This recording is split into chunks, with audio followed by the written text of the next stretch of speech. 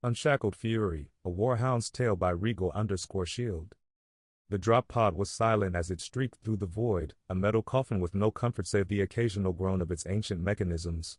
Renzer stood in the cramped interior, his Mark III plate scratched and battered, the crimson of his former legion dull to an almost rust-like hue. The silence was suffocating, a far cry from the cacophony of glory that had once defined the Warhounds. The days of righteous slaughter under the banner of the Emperor of Mankind were long gone, buried under layers of bloodshed and betrayal. Ren's gauntleted hand clenched around the haft of his chain axe, its motor silent but still stained with the ichor of those he had cut down in his self-imposed exile. He glanced around the dimly lit interior of the pod. His squad, no, what remained of them, were shadows of their former selves.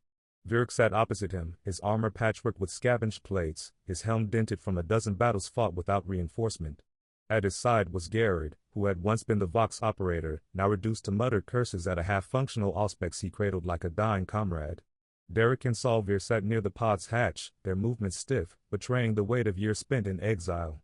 It had been 5 years since they had made their choice, though choice seemed an exaggeration for what had been a grim resignation.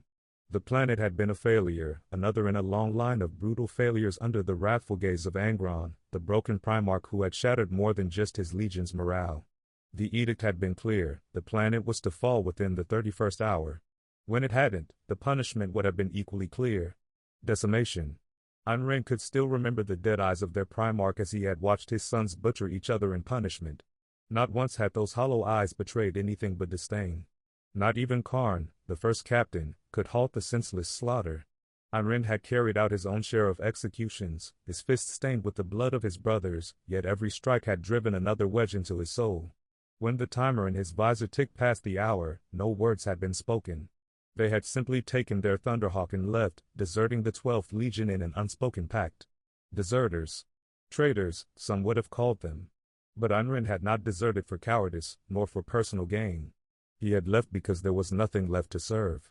Angron was not the Primarch he had once dreamed of following, and Horus by then, though unbeknownst to him, had already begun his whispers. Ren and his squad had chosen another path, one paved with blood and grit. They would fight their own war, not for the Imperium, not for their Primarch, but for what little remained of the ideals they had once upheld. For what remained of the Warhounds' honor, for what Angron didn't smash into the ground, literally killing Ren's command kata, the men he had so long idolized. The early days had been the worst. Their Thunderhawk had limited range, and the warp-capable vessels in the system were closely guarded by planetary governors or traitor forces.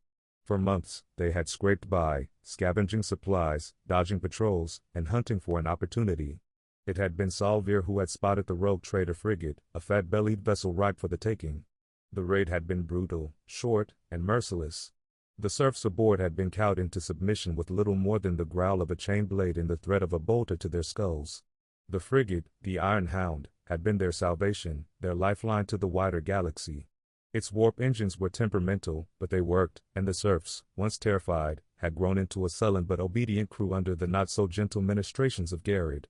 For 5 years, the squad had roamed the stars, striking where they could, avoiding where they must. They were ghosts, waging a guerrilla war against traitor forces wherever they found them. They had no allies, no support, only the dwindling reserves of their own ingenuity and willpower. Ren had thought that would be the end of it, that they would die as forgotten remnants of a fractured legion. Until the message had come.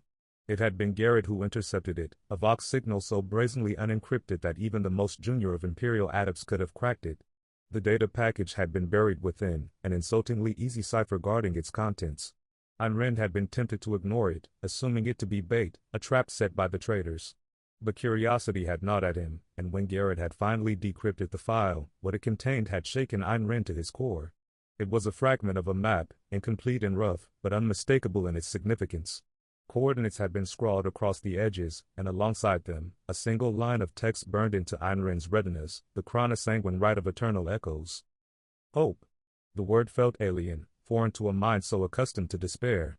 Ren had not felt hope since the days of the Warhounds, before Angron, before the madness. He stared at the data slate for hours, running through the possibilities, the risks. Was it a trap? A trick to lure in what remained of the Loyalists? Or was it truly a glimmer of salvation, a chance to serve the Emperor in a way that mattered? For the first time in years, Ayn Rand gathered his squad not to plan their next ambush or discuss rationing supplies, but to talk. The meeting had been brief, the discussion heated but ultimately unanimous. They would go. Whatever awaited them at those coordinates, it was better than the slow, inevitable death they had resigned themselves to. The present snapped back into focus as the drop pod shuddered, the turbulence of atmospheric entry rattling through the hull. Ayn Rand's fingers tightened around his weapon as he glanced at the flickering chrono display in his visor. 5 minutes to impact. Around him, the others were preparing in silence, each lost in their own thoughts. The plan was simple: they would secure the surface and establish a foothold. The map fragment had pointed to a desolate world, its surface scarred by ancient battles but devoid of significant life signs. It was an ideal staging ground, but that made it all the more suspicious. Ayn Rand's instincts screamed at him to remain cautious. The pod slammed into the ground with bone-jarring force, its retro thrusters firing a split second too late. The hatch blew outward with an explosive hiss, and Ayn Rand surged forward, his chain axe roaring to life. Dust and debris clouded the air as he stepped onto the barren soil, his boots crunching against the cracked ground. The landscape was as bleak as the auspex had suggested, a wasteland of jagged rocks and rust-colored sand stretching as far as the eye could see. The sky above was a swirling maelstrom of ash and lightning, casting everything in an eerie, dim light. Virk and Salvir emerged behind him, their bolters raised and scanning the horizon. Garrett followed, his auspex already humming as he began sweeping for signs of movement. Derek brought up the rear, his plasma gun glowing faintly as he covered their flank. "Clear," Virk growled, his voice crackling through the vox. Ayn Rand nodded, but his grip on his weapon did not relax. "Fan out. Garrett, keep that auspex running. Salvir, Derek, establish a perimeter. I want eyes on every direction." The squad moved with the practiced efficiency of veterans, their exile having done nothing to dull their discipline. Ayn Rand took a moment to survey their surroundings, his helm's optics scanning for any sign of danger. The coordinates from the data slate were close, less than a kilometer away. "Move out," he ordered, his voice grim.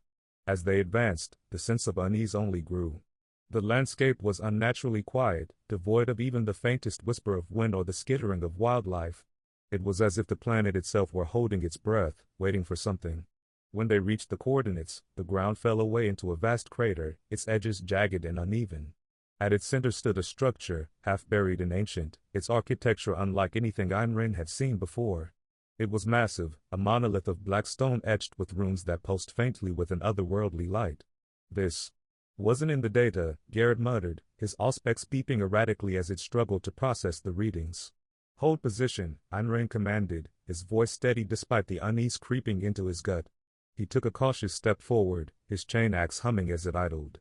The structure loomed over him, its presence oppressive and almost sentient. And then, the runes began to glow brighter, their light pulsing in time with a low, resonating hum that seemed to emanate from the very ground. Ayn Rand froze, his senses screaming as the air grew thick with an unseen force. "Contacts!" Virk barked over the vox, his bolter roaring to life. Shapes emerged from the shadows of the crater, their forms twisted and unnatural. They moved with unnatural speed, their limbs elongating and distorting as they closed in. Traitors, tainted by the warp, their armor a patchwork of once proud legion colors now defiled by corruption.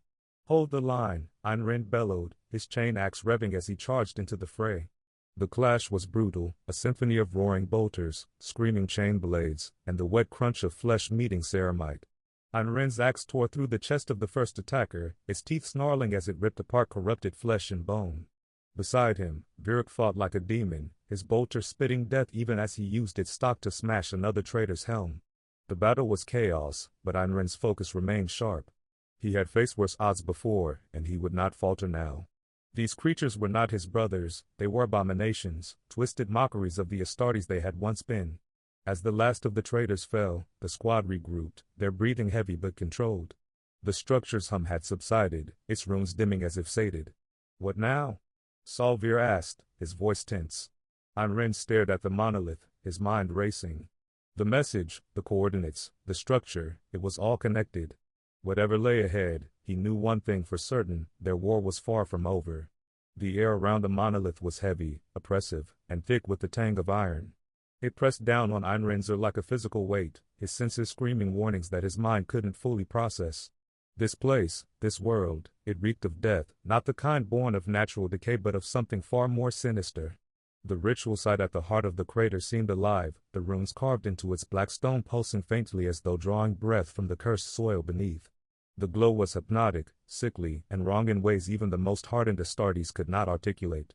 Einrend clenched his gauntleted fists, the chain axe in his hand sputtering to life briefly before settling into a dangerous, idling growl. He hadn't activated it intentionally, and for a moment, he cursed the weapon, though deep down, he knew the fault was not mechanical.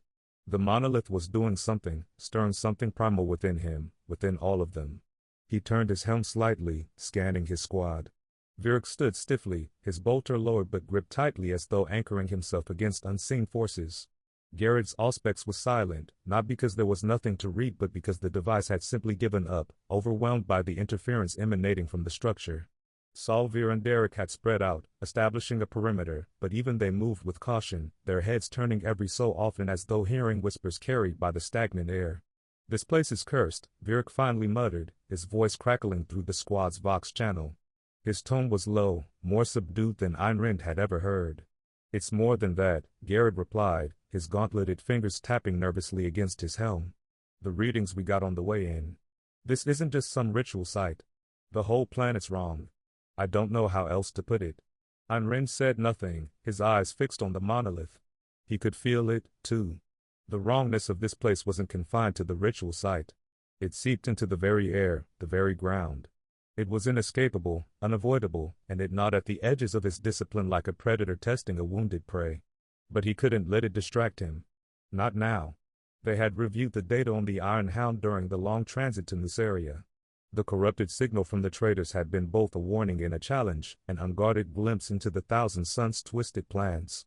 The heretics had grown careless in their arrogance, broadcasting details they assumed no one would intercept, or perhaps they believed no one would be capable of acting against them even if they did. The ritual was the kind of madness only the Corvidae code of the Thousand Suns could conceive.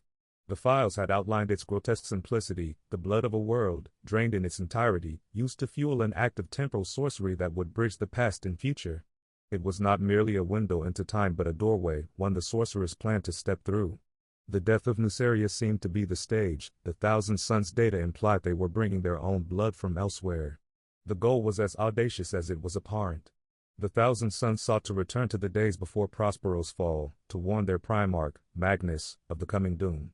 Worse, they sought to shield him, to twist the course of history so that the broken shards of their legion might never fracture.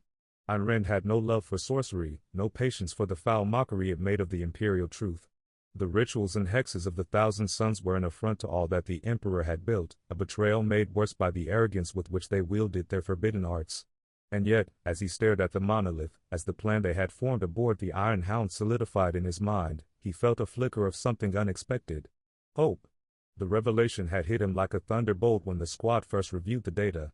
At first, they had laughed bitterly at the absurdity of it, dismissing the ritual as just another symptom of the traitor's madness. But as the hours passed, the whispers began. Could it work? If the Thousand Suns truly believed they could change the past, what did that mean for Einrend and his brothers? What if they could go further, do more? The thought had consumed him. It was a poison in his mind, a gnawing hunger that refused to be silenced. The Thousand Suns wanted to save their Primarch from his fall. Einrend wanted to do the same, but not for Magnus. No, his thoughts turned to another, to the figure who had broken their legion in ways no one else could comprehend. Angron. The butcher's nails had ruined him, twisted him into something no longer human, no longer even transhuman. The nails had stolen the Warhounds' future, turning them into the Worldeaters, a legion defined not by discipline or pride but by the endless, mindless rays their Primarch radiated. Einrend had felt it, they had all felt it, the moment Angron stepped aboard the flagship. He wasn't like the other Primarchs, not like the legends whispered of Guilliman or Sanguinius. There had been no sense of awe, no transhuman wonder. Instead, there had been a hollow dread, a creeping realization that the figure standing before them was not a savior but a broken thing. And yet, Einrend had never stopped hoping.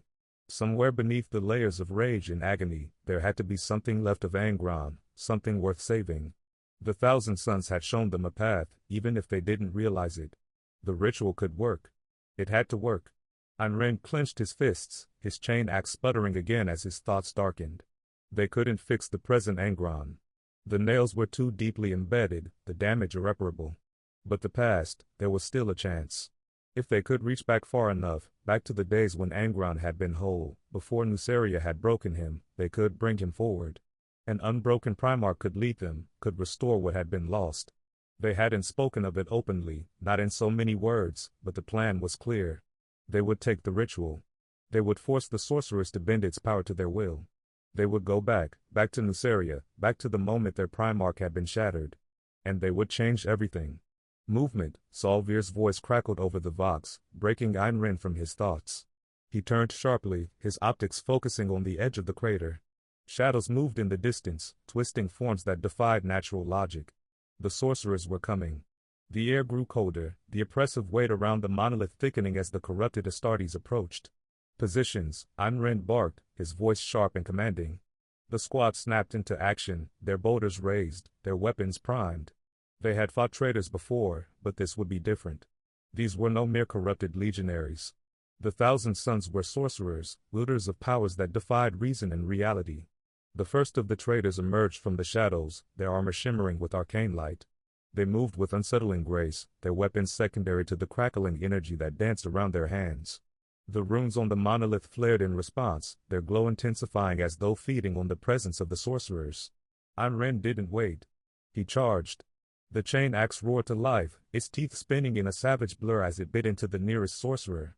The Thousand Sons' armor cracked and splintered under the force of the blow, ichor and sparks spraying as the weapon tore through what should be flesh and ceramite alike. The sorcerer let out a dry, rasping cry before collapsing, his armor twitching as the energy he had been channeling dissipated. The thing dying in a shower of dust instead of blood. Behind him, Virak opened fire, his bolter spitting explosive rounds that tore into the advancing sorcerers. Garrett's plasma gun whined, its coils glowing as it unleashed a searing bolt of energy that vaporized one of the traitors in an instant. The air was alive with the sound of battle, the clash of ceramite, the roar of weapons, and the unearthly wail of sorcery. Ayn Rand fought like a man possessed, his movements fueled by years of pent-up rage and desperation. Every swing of his chain axe was a declaration, a rejection of the heresy that had torn the galaxy apart. The monolith pulsed brighter, its runes glowing with an almost sentient hunger.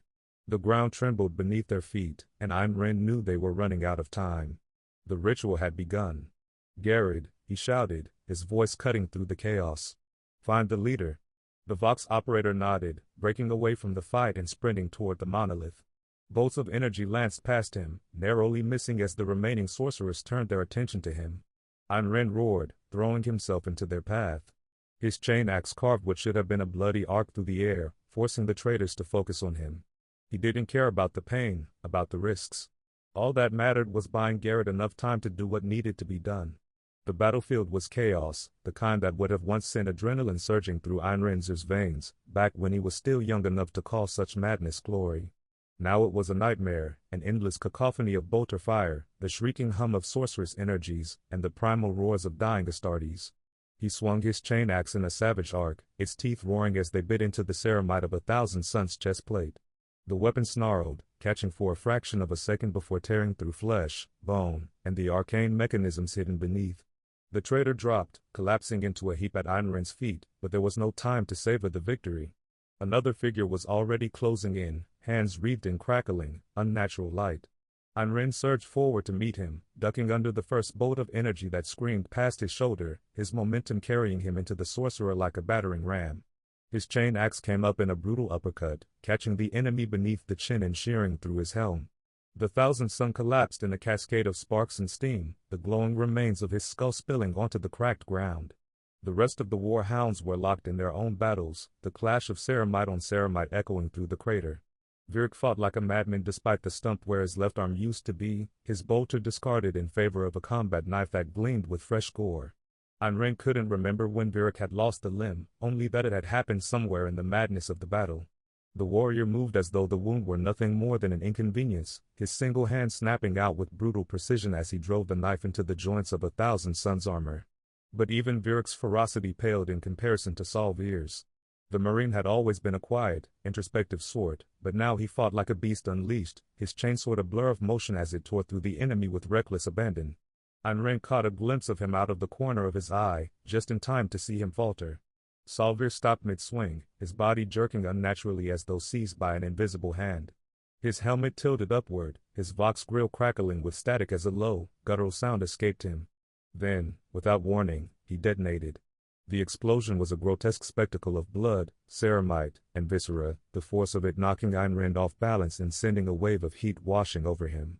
For a split second, there was nothing but silence, the air filled with the sickening sound of Salvir's remains raining down around them. Ayn Rand forced himself to keep moving, shoving the horror to the back of his mind. There would be time to grieve later, if they survived. For now, there was only the fight. He caught sight of Garrett in the distance, the Vox operator slumped against a jagged outcrop of rock, blood streaming from his cracked helm.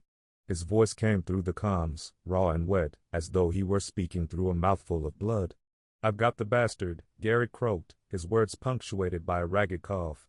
Ayn Rand's gaze followed the direction of Garrett's outstretched arm to the monolith at the center of the crater. The sight of the sorcerer pinned to the monolith was almost satisfying enough to drown out the agony of the battle. The Thousand Suns captain had been crucified against the black stone, his limbs splayed wide and held in place by restraints of jagged metal stabbed through his body with some energy leaking from the obelisk and melting and fusing his flesh. His staff, the source of his power, lay shattered at his feet, its once glowing runes now dim and lifeless.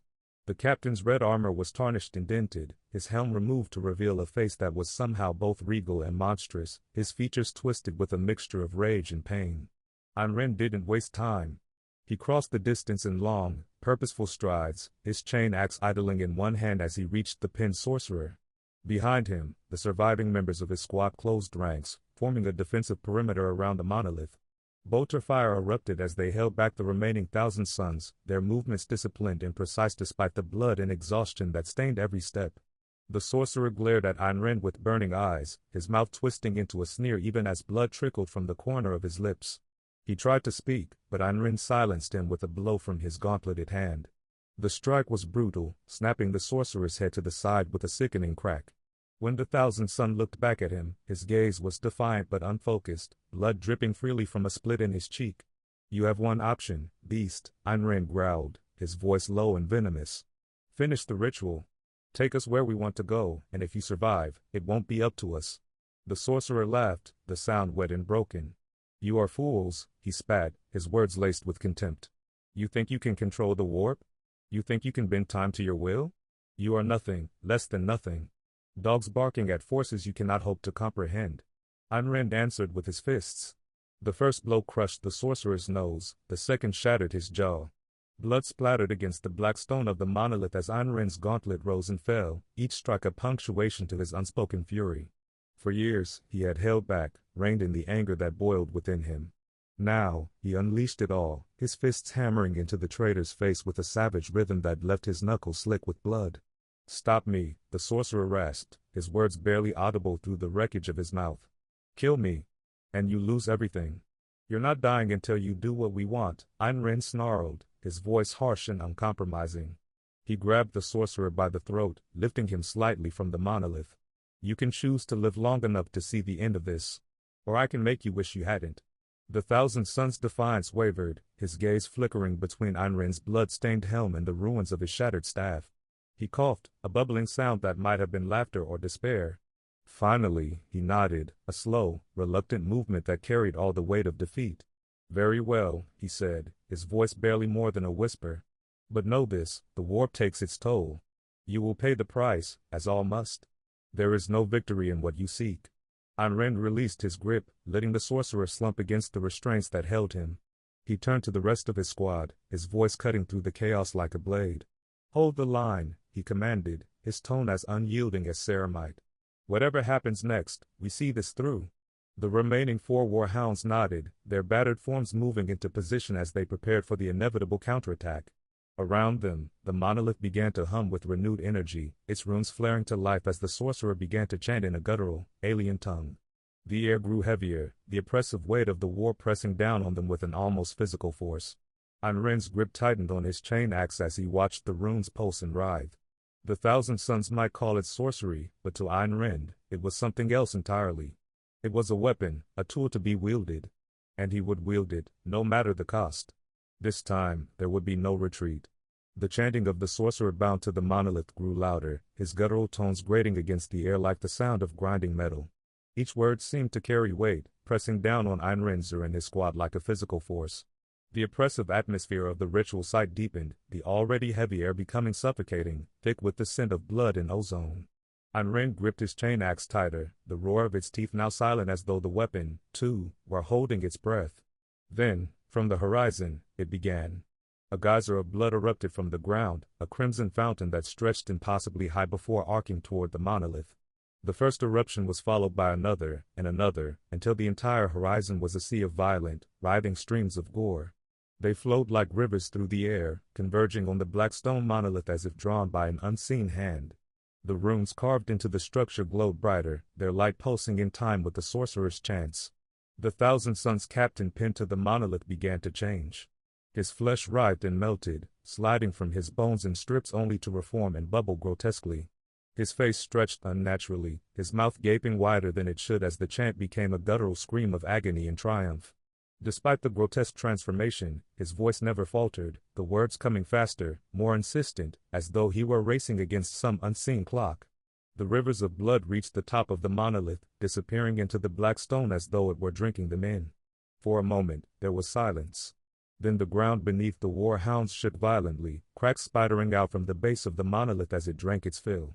From the cracks, more blood poured forth, forming channels that spiraled outward in intricate, maddening patterns. 8 great columns of blood erupted around them, each one rising high into the storm-racked sky. As the columns solidified, their forms began to shift, the crimson flows giving way to something far more macabre. Skulls emerged from the blood, countless thousands of them, piling atop one another to form the foundations of the pillars. Lightning, blinding and white, crackled between them, filling the space between the 8 columns with an otherworldly energy. The sight was horrifying and mesmerizing in equal measure. Einren could not look away, even as his instincts screamed for him to act, to run, to fight. The lightning danced faster, forming a lattice between the pillars until it began to solidify into something resembling a screen. Its surface rippled like liquid light, reflecting the scene around them for a moment before it began to shift, the images within it turning chaotic. The ground beneath Einren's feet buckled as the ritual reached its crescendo. The sky above changed, its swirling storm of ash and lightning replaced by a dome of screaming, blood-like fluid that churned and roiled like a living thing. The lightning screen flickered, the images within it reversing, playing the events of the battle in reverse. The thousand suns rose from their crumpled forms, wounds unmaking themselves, blood flowing back into their veins. The dead stood again, their movements jerky and unnatural as time unwound itself. Einren's breath caught in his throat. He could see it, time itself bending, warping around them. It was as though the song of the warp were being played backward, each note a discordant echo of events long past. His mind struggled to process what he was seeing, the sheer impossibility of it all threatening to overwhelm him. And then he heard it. The song. It wasn't coming from the sorcerer or the monolith, nor from the blood or the lightning. It was inside him, a melody that resonated with something deep and primal within his soul. It was haunting and beautiful, a tune he had always known but had never understood. It pulled at him, guiding him, calling him to act. The white screen solidified further, the chaos within it giving way to clarity. Images began to form, scenes from the past, from history. Einren saw flashes of the Great Crusade, of his brothers marching in glory under the Emperor's banner. He saw the Warhounds, proud and disciplined, before they had become the Worldeaters. And then he saw Nuceria. Angron. The image of their Primarch loomed large, his form unbroken, his fury not yet tainted by the butcher's nails. Despite his transhuman glory that brought immense joy to Einren, he was a child. Einren's chest tightened as he stared at the vision. This was it. This was the moment. He could feel it, the song guiding him, urging him forward. Without thinking, he reached out, his gauntleted hand closing over the face of the sorcerer. The creature's skin was hot and slick beneath his touch, the flesh bubbling and writhing as though trying to escape. The song grew louder, almost deafening, drowning out the screams of the sorcerer, the crackle of the lightning, the roar of the blood. Everything went white. Einren felt himself being torn apart and remade, his very essence stretched thin across the fabric of time. His mind filled with the song, its melody twisting and turning as it guided him through the void. He thought of his goal, of what he needed to accomplish. The image of Angron burned in his mind, his unbroken form a beacon in the storm of chaos. And then it was over. Einren blinked, his vision slowly clearing as the blinding white light faded. He was lying on his back, the sky above him a brilliant blue unmarred by storms or blood. For a moment, he thought he was dead, that the ritual had consumed him entirely. Then he heard Vyric's voice. "Get up, you useless bastard," Vyric growled, his tone as sharp and biting as ever. Einrin groaned, his body aching as though he had just fought an entire campaign in a single moment. Before he could sit up, Vyric's fist slammed into his face, the blow jolting him fully back to consciousness. The world around him came into focus. They were on a mountain, the air crisp and clean, the sun shining down on them with a warmth he hadn't felt in years. The sound of birdsong filled the air, a stark contrast to the screaming void they had left behind. Einrin sat up, his gaze sweeping the landscape. The 4 surviving Warhounds were with him, their armor battered but intact. Vyric stood over him, his one remaining arm folded across his chest, a smug expression visible even through his cracked helmet's vox grill. "This isn't Nuceria," Derek muttered, his voice tinged with confusion as he scanned the horizon. "No," Einrin said, his voice low but steady. "Not yet." He didn't know how or why, but he could feel it. The ritual had worked. They were close, closer than they had ever been. And they would see this through, no matter the cost. The wind was crisp and biting, tugging at Einrin's bare skin as he blinked into consciousness. His senses returned slowly, his enhanced physiology adapting as his twin hearts hammered out a steady rhythm, driving warmth into his limbs. He was naked, as were the others, the armor that had been an extension of his flesh for decades now conspicuously absent. For the first time in what felt like an eternity, the cold pressed against his bare skin, whispering against the exposed ports and interfaces of his body. It was a sensation he hadn't experienced since the early days of his induction, and it was both alien and oddly invigorating. He sat up, muscles rippling as he scanned the horizon. Around him, the others stirred, Derek, Garrett, and Greg. Vyric was already on his feet, his lone arm flexing as he adjusted to the newfound freedom of movement. The mountain air smelled clean, untouched by the acrid stench of bolter fire and death. Their breaths misted in the chill, faint clouds rising and disappearing into the brilliant blue sky. Einrin glanced down at his hands, his fingers curling into fists. It had been so long since he'd seen them without the gauntlets of his armor, their pale flesh marred by scars and the occasional metallic glint of surgical reinforcements. He flexed his fingers experimentally, testing his grip.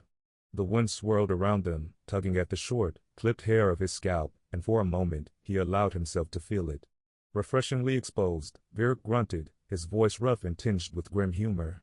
"Though I can't say I enjoy having this much wind between my arse cheeks." Garrett snorted, wiping the frost from his pale skin. "We're alive, aren't we? If the warp wanted us dead, it would have done worse than stripping us bare." Einrin didn't answer. He was already scanning the horizon, his enhanced vision picking out the faint outlines of structures far below, nestled at the base of the mountain range. The angular architecture, strange but unmistakable in its precision, spoke of advanced civilization, perhaps too advanced. It stirred a vague unease within him. "We're not alone," he said finally, pointing toward the structures. "There's a settlement down there. Technology. Significant. Could be trouble." The others followed his gaze, their eyes narrowing.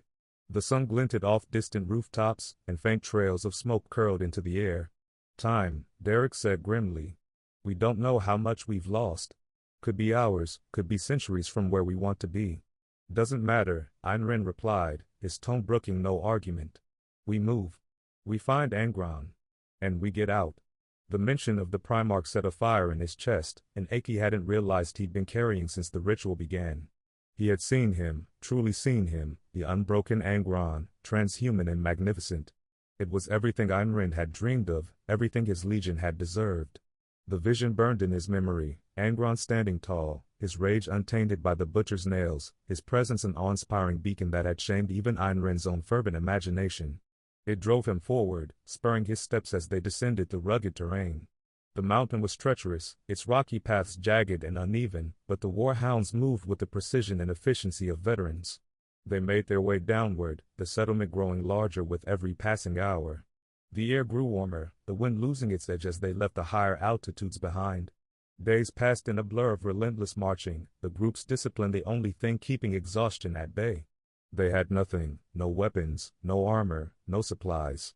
Their survival depended entirely on their training, their experience, and their ability to endure.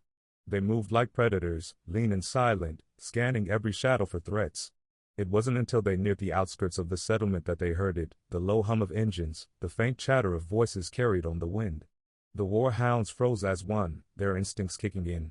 Without their armor, they were painfully vulnerable, but their enhanced physiology still gave them an edge over any unaugmented humans they might encounter.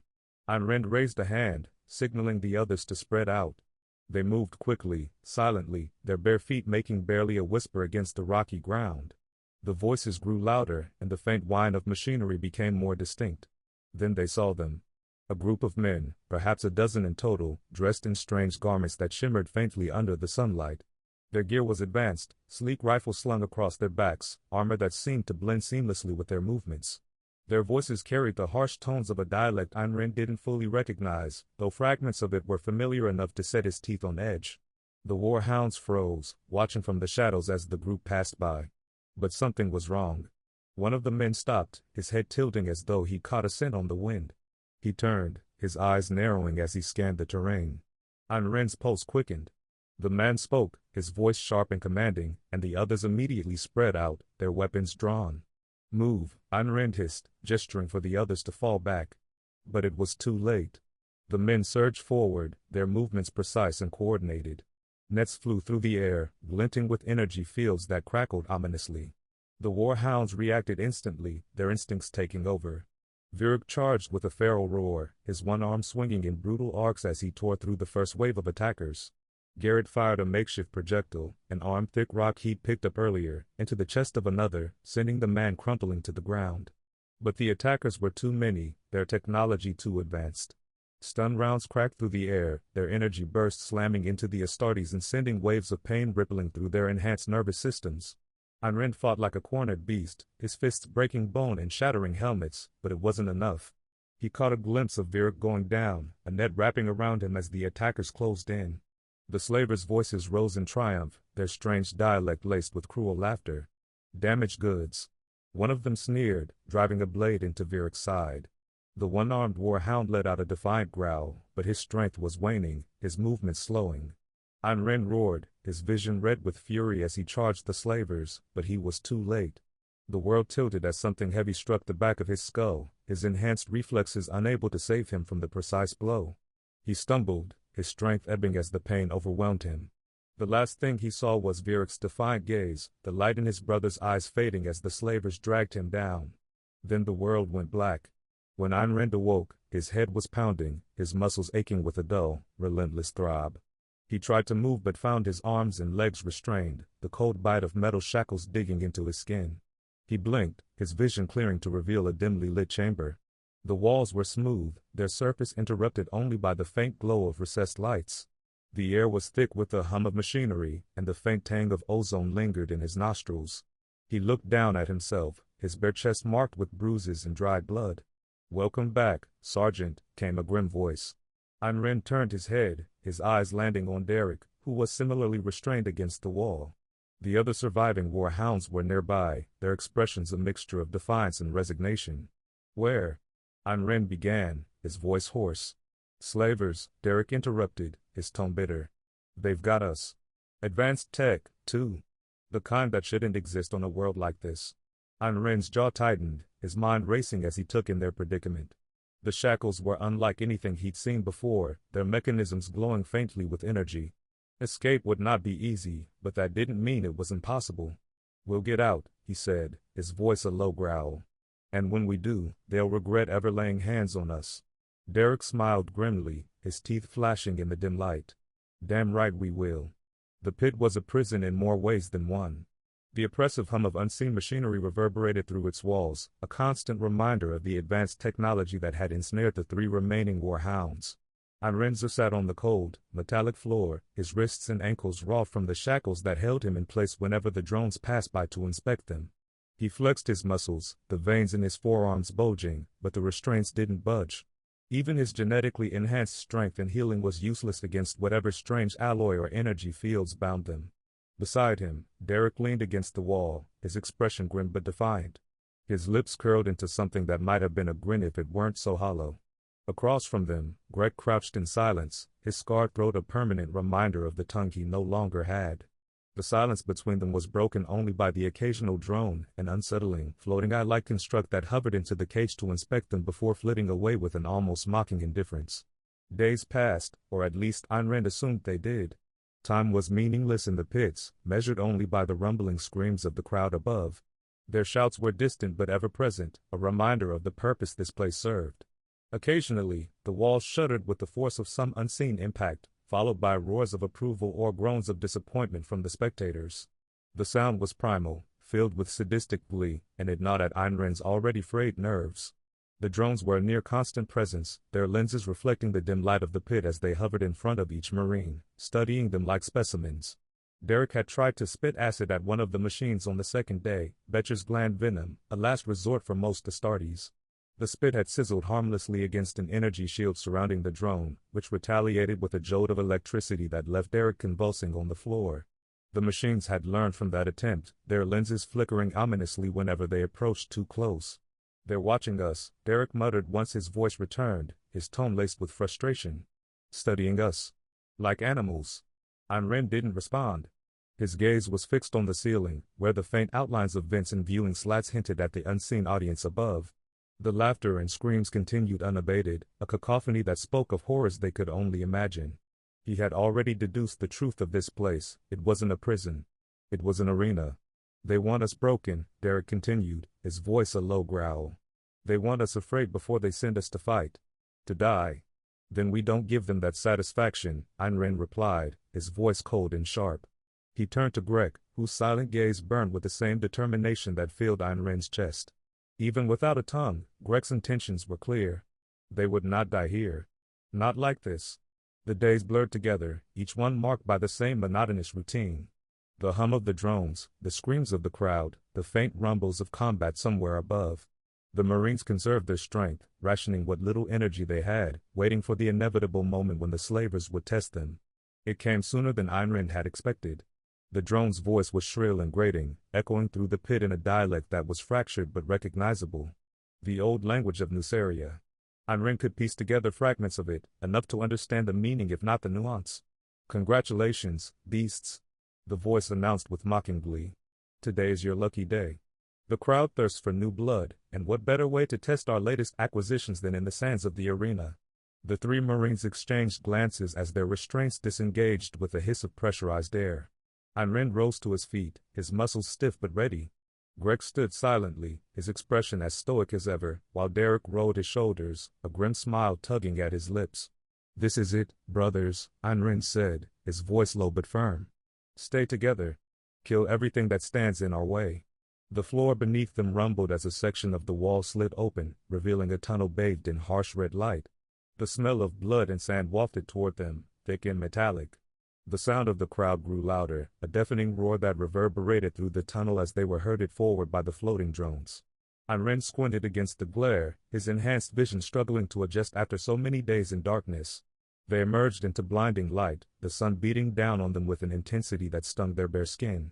The arena stretched out before them, a vast expanse of red-stained sand surrounded by towering walls. The stands were packed with spectators, their faces a blur of jeering, shouting humanity. The heat was oppressive, the sand hot beneath their bare feet, but the Marines stood tall, their bodies casting long shadows across the arena floor. In front of them lay a pile of weapons, if they could be called that. Rusted blades, cracked shields, and crude maces, their edges dulled by years of neglect. Ayn Rand's lip curled in disdain. The slavers thought them weak, unworthy of real armaments. It was an insult, and one he would make them regret. The announcer's voice echoed through the arena, amplified by unseen speakers. "Ladies and gentlemen, today we witness the debut of our newest monsters. Found in the mountains, these beasts are unlike anything we've seen before save one. Will they rise to the challenge, or will they fall like so many before them? Place your bets, for House Thalkir is hopeful these creatures will provide the boy wonder with a real challenge one day." The crowd roared in approval, their voices a deafening wall of sound. Ayn Rand didn't care. He picked up a rusted axe from the pile, testing its weight. It was poorly balanced, the haft slick with dried blood, but it would serve. Derek armed himself with a jagged sword, while Greg settled for a heavy chain with a crude spike on the end. Across the arena, another gate rumbled open, and the Marines turned to face their opponents. A horde of human slaves poured into the arena, their bodies scarred and battered from years of fighting. They carried weapons similar to the ones the Marines had been given, if not better, and there were eyes filled with desperation and fear. The crowd screamed in anticipation as the two groups squared off. Ayn Rand took a step forward, raising his axe. "Remember who we are," he growled, his voice cutting through the noise like a blade. "We are Warhounds. We are not broken." Ayn Rand roared the words as the first wave of slaves surged toward them, a chaotic tide of desperate flesh armed with rusted blades and improvised weapons. Their movements were frenzied but deliberate, their collective advance a storm of unrelenting aggression. For a heartbeat, the clash of bodies seemed inevitable. Then, the two forces collided, and the arena erupted into carnage. Ayn Rand's axe swung with brutal efficiency, its edge cleaving through flesh and bone like paper. The first slave to meet his strike crumpled, his head sheared clean from his shoulders, blood spraying in a wide arc. Ayn Rand moved forward without pause, his enhanced reflexes guiding his every motion. Another attacker lunged at him, a spear thrust aimed low.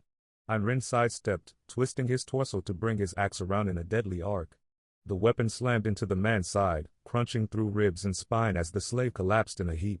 But even as the first attackers fell, more surged in behind them. Ayn Rand realized with grim certainty that these were not simple rabble. These men were trained, not to fight as warriors, but to die as weapons. Their tactics were suicidal, and it gave them a brutal edge. He felt the first cut before he saw it coming.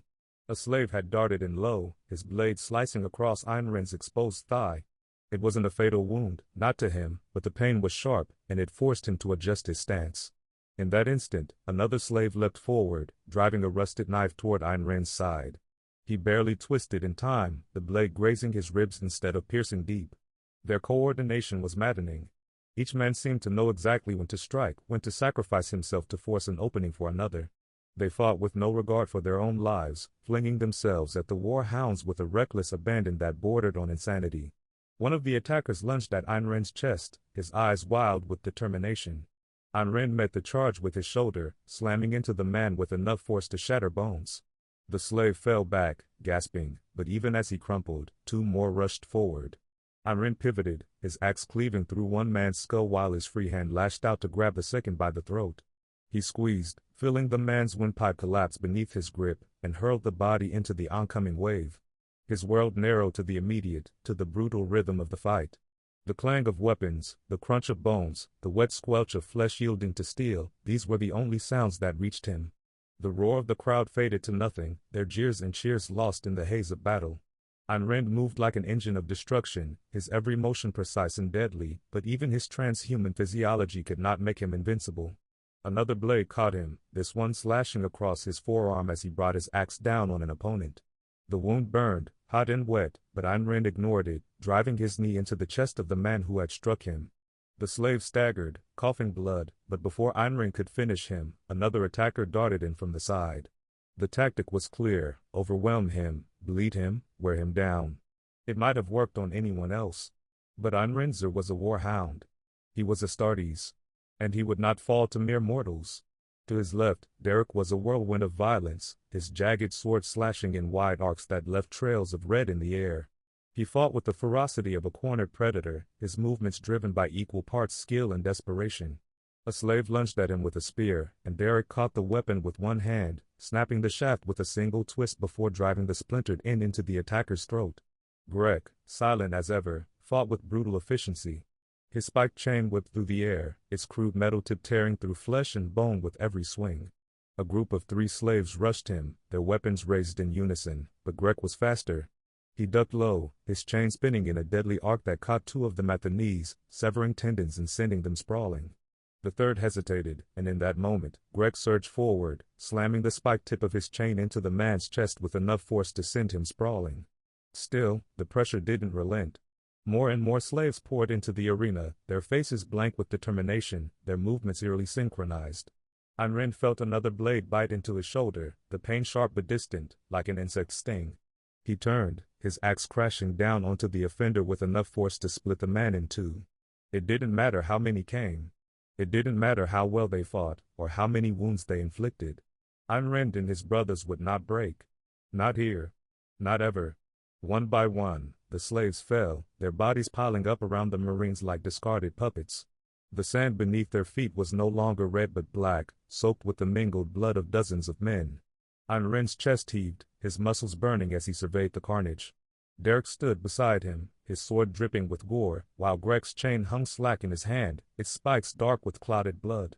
The arena was silent for a moment, the crowd stunned into quiet disbelief. Then the cheers began, a deafening roar that filled the air like a physical force. Ayn Rand's lip curled in disdain. These people didn't care about the lives lost in the sand. To them, it was all a spectacle, a game. The gates across the arena rumbled open, and Ayn Rand turned sharply, his axe still gripped tightly in his hand. More opponents were coming. He could feel it. And he would be ready.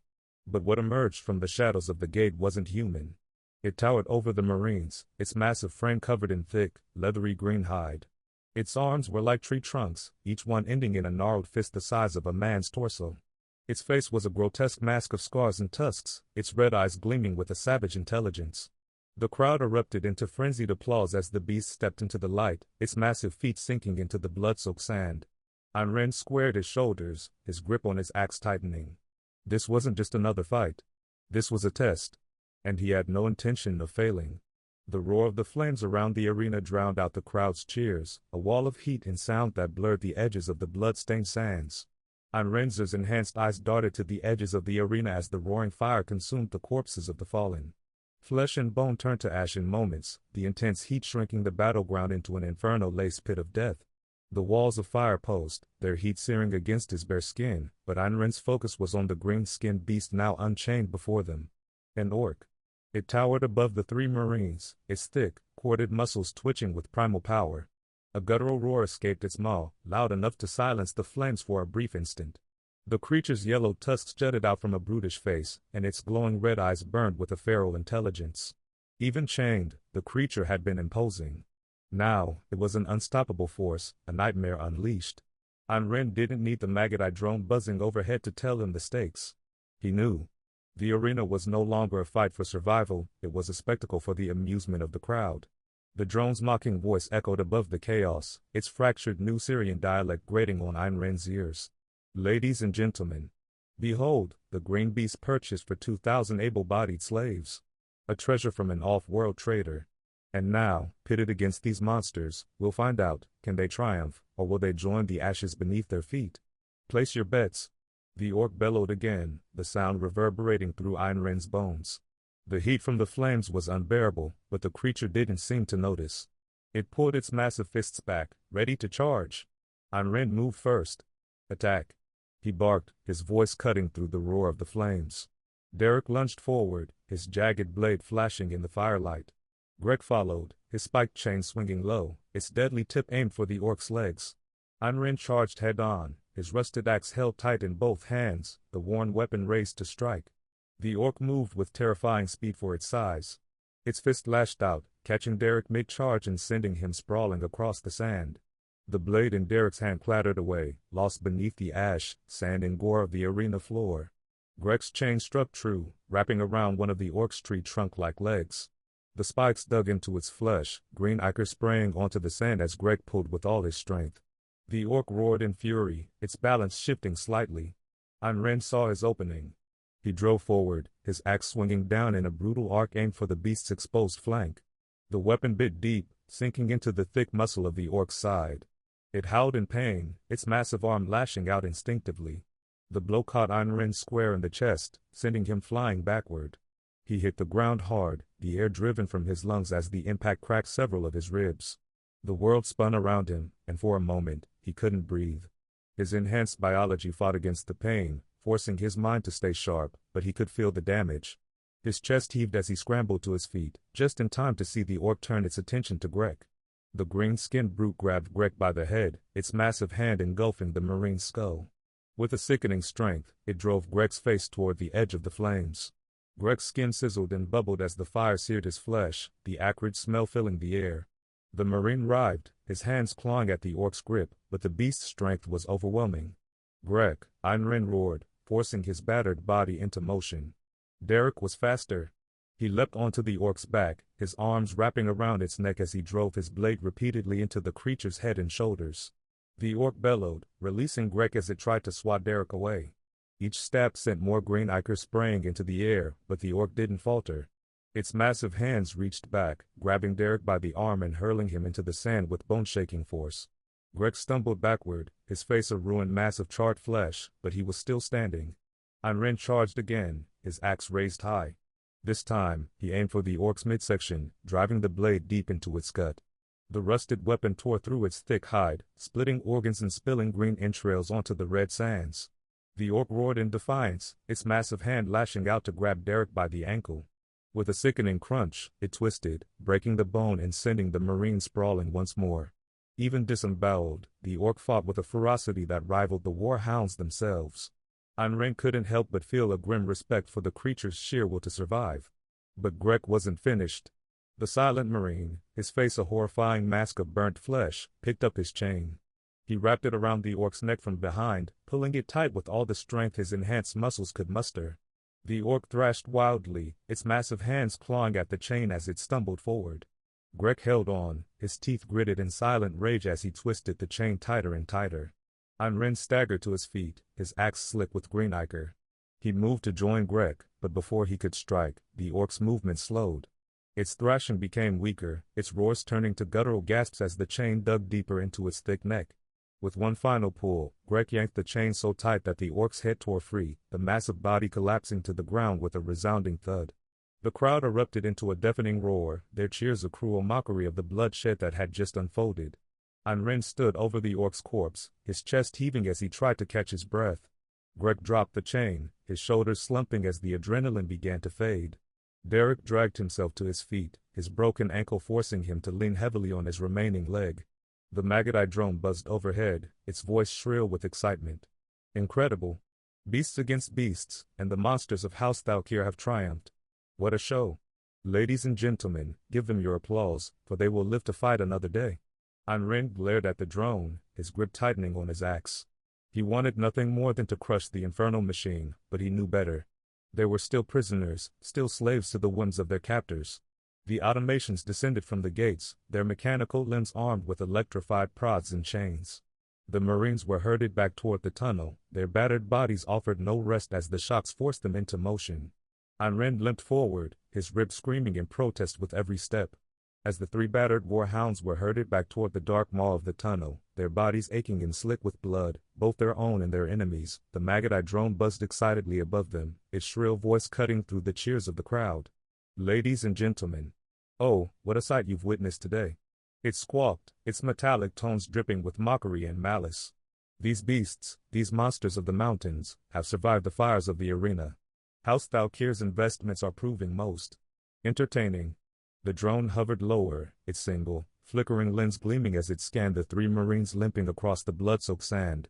It paused dramatically, its buzzing voice rising to a fever pitch as it delivered its announcement. And now, for their reward. For triumphing in this grand spectacle, these blood-soaked titans have earned the right to test their mettle against the very pinnacle of House Thalkir's might. That's right, dear viewers, they will face none other than the Lord of the Red Sands and his indomitable partner, Anameus. The champions of the arena. The legends of the pits. The invincible duo who have broken all challengers before them.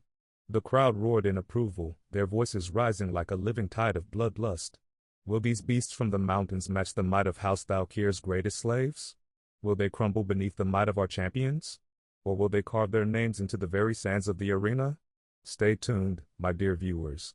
The answers lie in blood, fire, and the will to survive. Ayn Rand staggered forward, his jaw clenched tightly against the pain radiating through his ribs.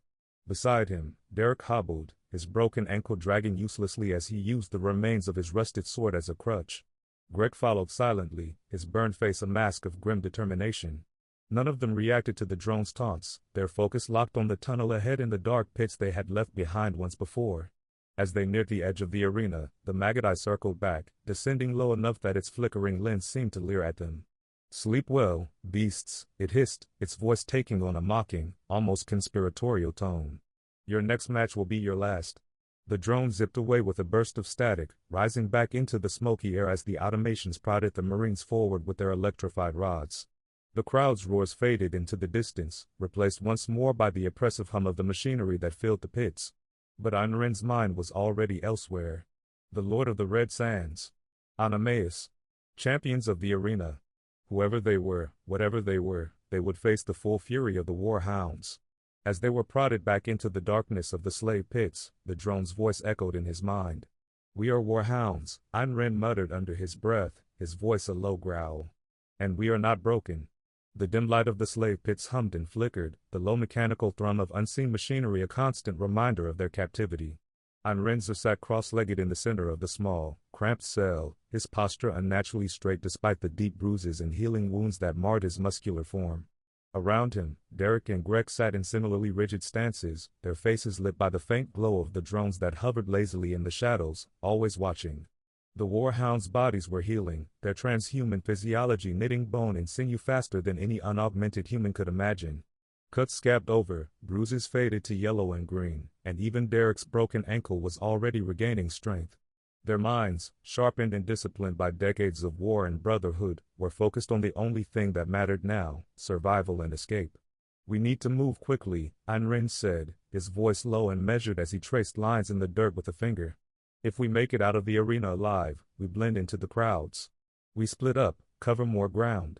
Find the Primarch. Find a ship. Get off this damned world." "Easier said than done," Derek muttered, his tone edged with frustration. His sword-calloused hands flexed as though itching to hold a weapon.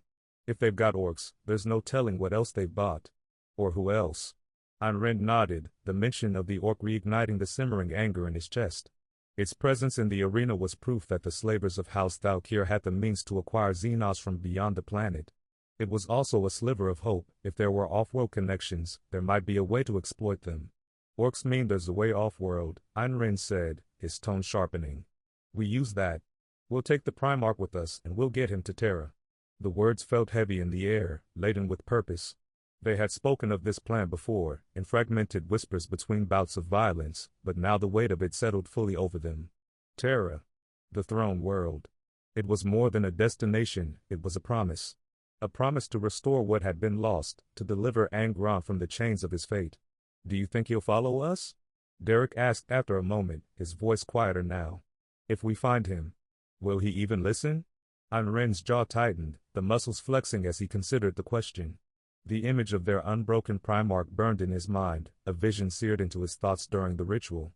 Angron, tall and proud, his fury untainted by the butcher's nails, his presence an unyielding beacon of strength. It had been everything Einren had dreamed of, a leader worthy of the Warhounds, worthy of the Imperium. "He'll listen," Einren said finally, his voice firm with conviction. "He has to. The Emperor will see to it. The nails won't have him this time. Not if we have anything to say about it." The three Marines sat in silence for a moment, the hum of the drones filling the void as they each wrestled with their thoughts.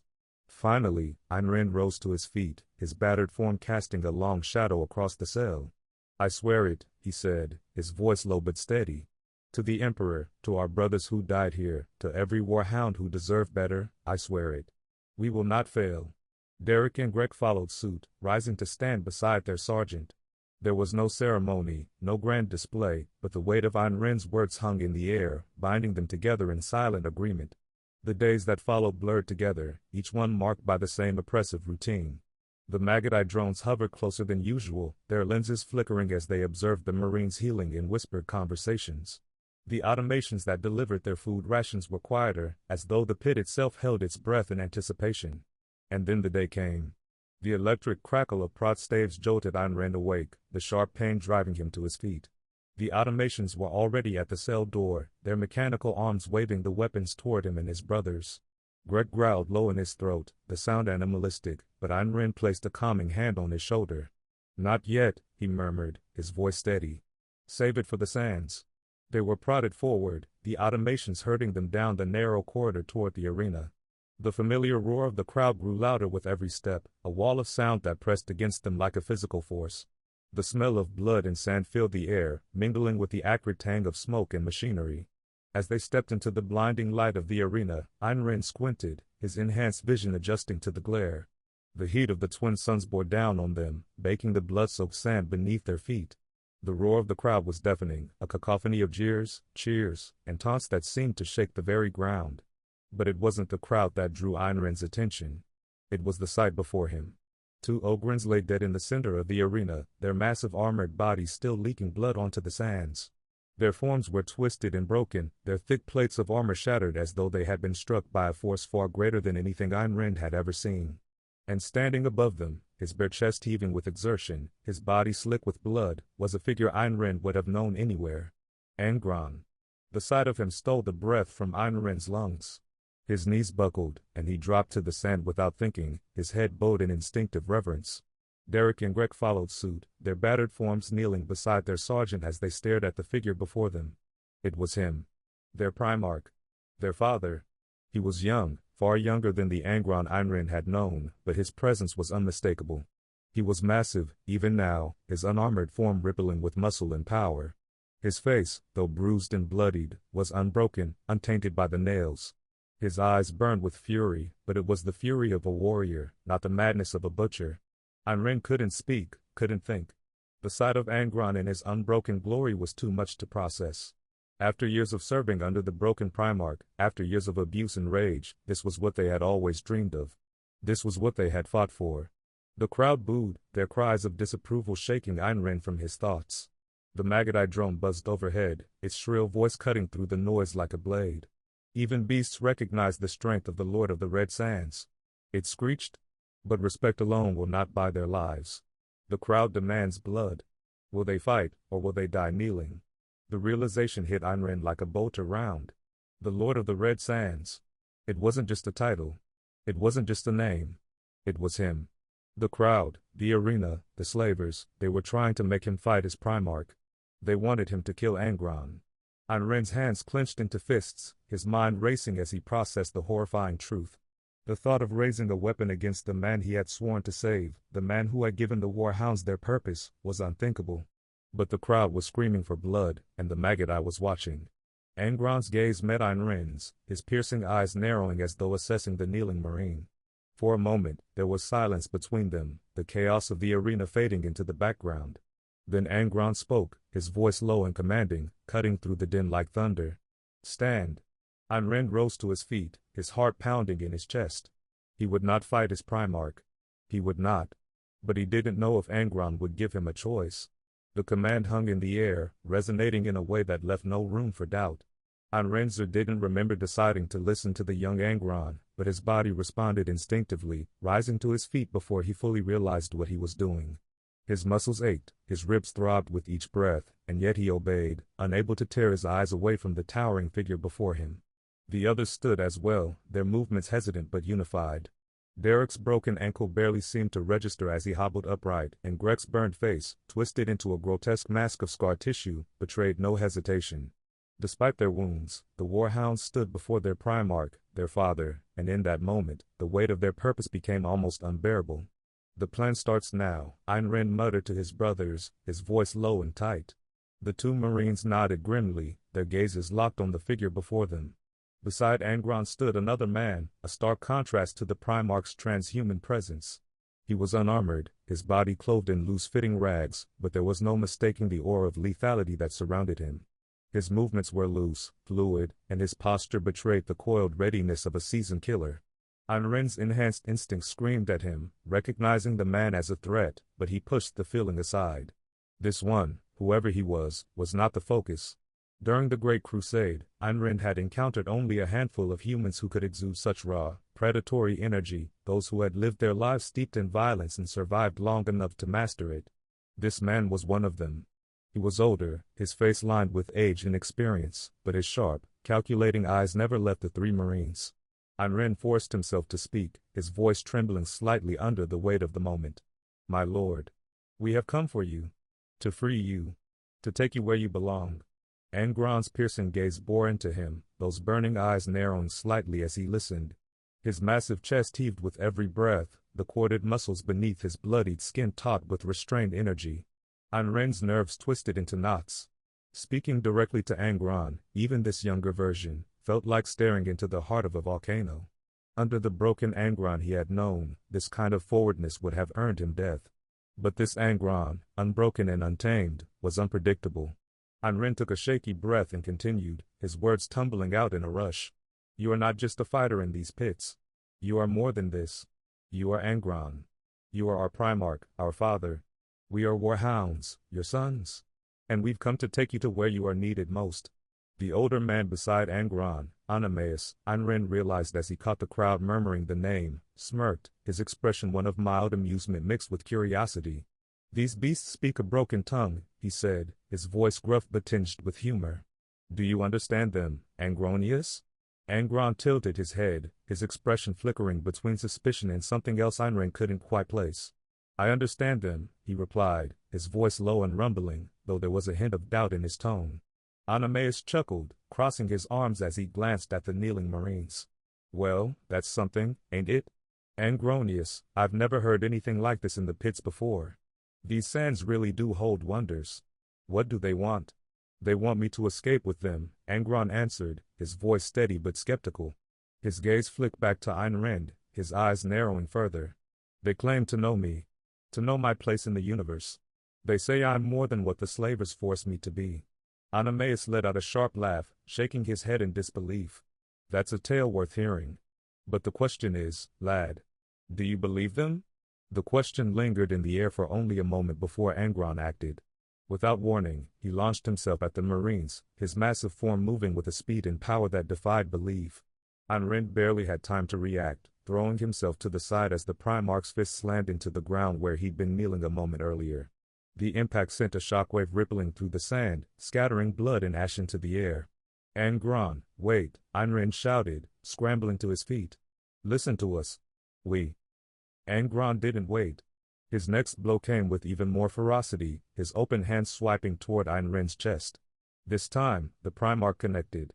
The force of the strike sent Ayn Rand sprawling, the world spinning as he hit the ground with enough force to rattle his enhanced bones. Pain flared through his torso as his healing ribs protested the abuse, and his vision blurred from the impact. The other two Warhounds moved instinctively, placing themselves between their fallen sergeant and Angron. Grek lashed out with his chain, the spiked metal whipping toward the Primarch in a defensive arc, but Angron caught the weapon mid-swing. With a single motion, he yanked it forward, pulling Grek off balance and sending him crashing into the sand. Derek lunged at Angron's side, his jagged blade aimed low, but the Primarch swatted him away with a backhanded strike that sent him tumbling. Stop. Ayn Rand coughed, blood flecking his lips as he forced himself to stand. We're not your enemies. We came to save you. Angron's gaze snapped to him, his face a mask of unrelenting fury. You're liars, he growled, his voice filled with venom. This is a trick. Another test from House Thalkir. You think I don't know how they work? You think I don't see through you? Angron, please. The Primarch surged forward again, his massive fists hammering into Ayn Rand with relentless precision. Each blow was like the strike of a thunderbolt, driving Ayn Rand back as pain exploded through his body. The sand beneath him was slick with blood, his own and that of countless others, and he struggled to stay upright under the sheer force of Angron's assault. Ayn Rand's mind raced as his body endured the punishment. The plan wasn't working. Angron wasn't listening. Desperation clawed at him, and in the haze of pain, a thought surfaced: strength. He respects strength. With a guttural roar, Ayn Rand surged forward, his muscles screaming in protest as he drove a fist into Angron's side. The blow was nothing compared to the Primarch's strikes, but it was enough to make him pause. Ayn Rand followed it with another punch, this one aimed at Angron's chest. We're not here to trick you, Ayn Rand shouted, his voice raw. We're Warhounds. Your sons? And we're here to protect you. Angron snarled, his eyes blazing as he grabbed Ayn Rand by the throat, lifting him off the ground. For a moment, the two locked gazes, Ayn Rand's determination meeting Angron's fury. You want to prove your strength? Angron growled, his grip tightening. Show me. Ayn Rand's vision blurred as the edges of consciousness began to slip away. But he didn't give up. With his remaining strength, he drove his knee into Angron's gut, forcing the Primarch to release him. As Ayn Rand collapsed to the sand, gasping for breath, he saw something flicker in Angron's eyes, a momentary hesitation, a hint of something other than rage. It wasn't much. But it was a start. The world was a blur of pain, rage, and desperation as Ayn Rand threw himself at Angron once more, his bloodied hands gripping the haft of his battered axe. Everything that had come before, the years of the Great Crusade, the brutal reign of the broken Angron, the deaths of his brothers, boiled inside him, driving him forward like a storm unleashed. This moment was everything. If they could convince the young Primarch, if this version of Angron could listen, they could fix it all. They could save him from the butcher's nails, from the ruin that had shattered their legion. But Angron wasn't listening. The child Primarch, even in his unbroken youth, was a god of war. His every motion was a blur of speed and power, his strikes calculated and devastating. Ayn Rand dodged another blow by instinct alone, the sheer force of the swing kicking up sand as Angron's fist passed inches from his face. He didn't have time to recover before the next strike came, a knee to the ribs that sent him sprawling, the air forced from his lungs in a wheezing gasp. To his side, Derek and Greg fought with the reckless abandon of men who knew death was inevitable.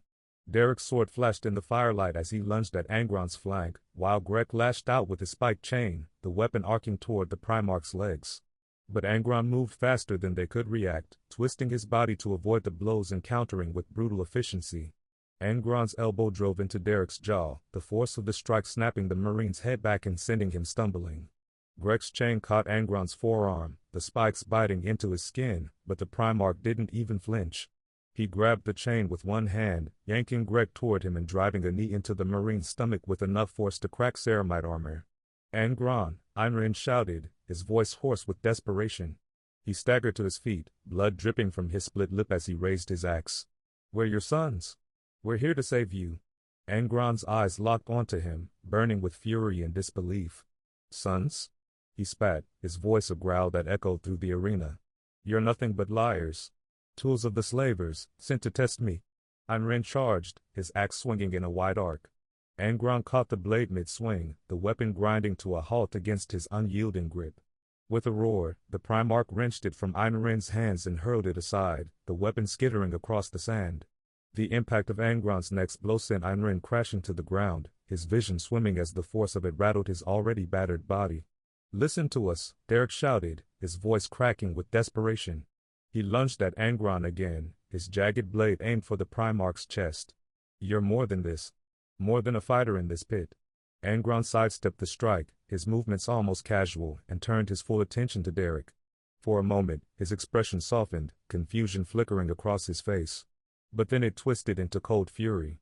"You don't know me," Angron said, his voice low and venomous. "You don't know anything about me." He moved with blinding speed, grabbing Derek by the throat and lifting him off the ground. The Marine kicked and struggled, his hands clawing at Angron's iron grip, but the Primarch's strength was unrelenting. From behind, Greg and Einrin moved to intervene, their battered bodies surging forward in a last-ditch effort to save their brother. But before they could reach him, a flash of movement caught Einrin's eye. Anameus. The older man's blade struck with terrifying precision, slicing clean through the back of Greg's enhanced muscle. The Marine froze mid-step, his arms twitching as the weapon severed his spinal column. His legs gave out, sending him crashing to the sand. "Are you sure about this, lad?" Anameus asked, his voice calm and measured as he watched Greg crawl forward, dragging himself across the sand with his arms. Angron didn't answer. His focus was on Derek, whose voice had grown hoarse from pleading. "Please," Derek choked, his words barely audible. "You're more than this. More than they say you are. Come with us, please." The Primarch's grip tightened. "Angron, no," Einrin roared, forcing his body into motion despite the agony that racked his every muscle. But he wasn't fast enough. With a sickening crunch, Angron's hands crushed Derek's skull. The Marine's body went limp, his blood spraying across the sands as his legs gave one final, desperate kick. Angron let the corpse fall to the ground, his chest heaving as he turned his attention to Greg. Greg, still crawling, reached out toward Angron with one bloodied hand, his burned face twisted into a grimace of defiance. Anameus stepped forward, his blade flashing again as it cut clean across Greg's throat, reopening the old scar and ending the Marine's life for the second and final time. The blood pooled beneath Greg's body, soaking into the sand as Anameus withdrew his weapon, his expression unreadable. "That's two," he said simply, his gaze flicking to Angron. Einrin fell to his knees, his body broken, his mind reeling from the weight of what he had just witnessed. Greg and Derek, his brothers, were gone, their lives snuffed out by the very man they had come to save. Angron approached slowly, his towering form casting a long shadow over Einrin. The Primarch's expression was cold, detached, but his eyes burned with something deeper, something Einrin couldn't quite name. "You're sick dogs," Angron said, his voice low and filled with quiet contempt. "You couldn't even protect the pups in the cages down here." Einrin tried to speak, to plead, but the words wouldn't come. His vision darkened as the last of his strength left him, the blood loss and pain finally overwhelming his transhuman resilience. The last thing he saw was Anameus wiping his blade clean, his expression calm, almost bored. The last thing he heard was the Maggot-Eye drone screeching its congratulations over the deafening roar of the crowd. Congratulations to Angronius and Anameus. And now, for the match of a lifetime, the victor's reward. Angronius versus Onomaus. The world went black. Einrenzer awoke to darkness and agony so profound it eclipsed even the worst moments of the arena. His chest heaved, his broken ribs grinding with every breath, but the physical pain was nothing compared to the torment in his skull. He blinked against the dim light filtering into the slave pit, his vision blurred and hazy. His body felt like a shattered shell, barely functional, and yet it was his mind that screamed the loudest. Blood. Kill. Tick. The ticking sound echoed in his skull, rhythmic and relentless, like the pounding of a war drum. It was a sharp, metallic pulse that flared with every heartbeat, sending tendrils of white-hot rage through his thoughts. He tried to steady himself, to think clearly, but the more he tried, the worse it became. Blood. Tick. Kill. His hand moved instinctively to his head, his fingers brushing against the cold, alien sensation of metal. He froze, his breathing ragged as he traced the thin tendrils of wire that burrowed into his scalp, their edges sharp against his skin. His mind reeled, memories of Nucerius Butcher's nails flooding his thoughts. He had seen them before, those infernal devices hammered into Angron and countless others, the source of the unrelenting rage that consumed them. No, he rasped, his voice raw and broken. No. No. But it was there. He could feel it, the insidious machine clawing at his mind, worming its way deeper into his psyche with every passing moment. Pain. Blood. Tick.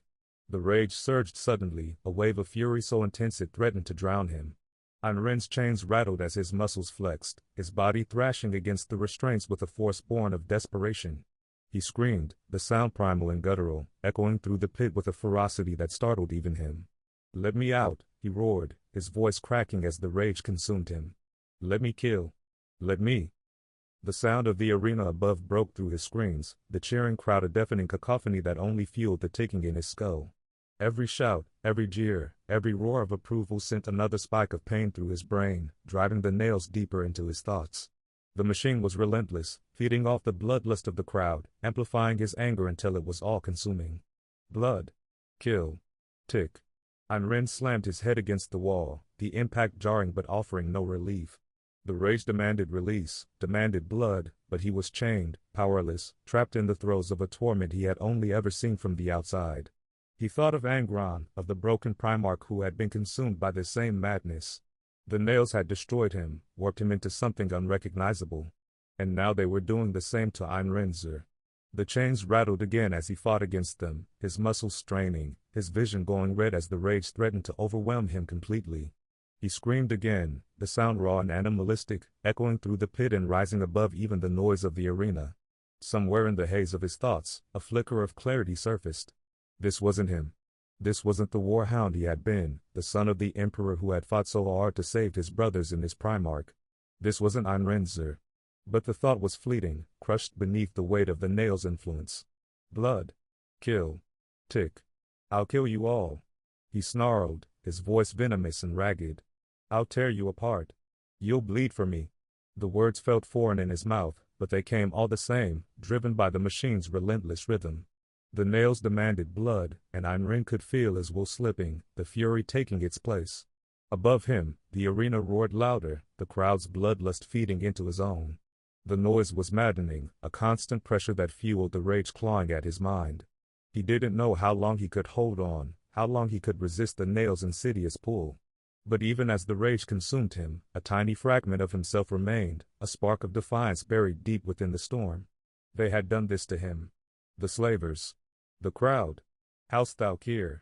And if he ever escaped, they would pay.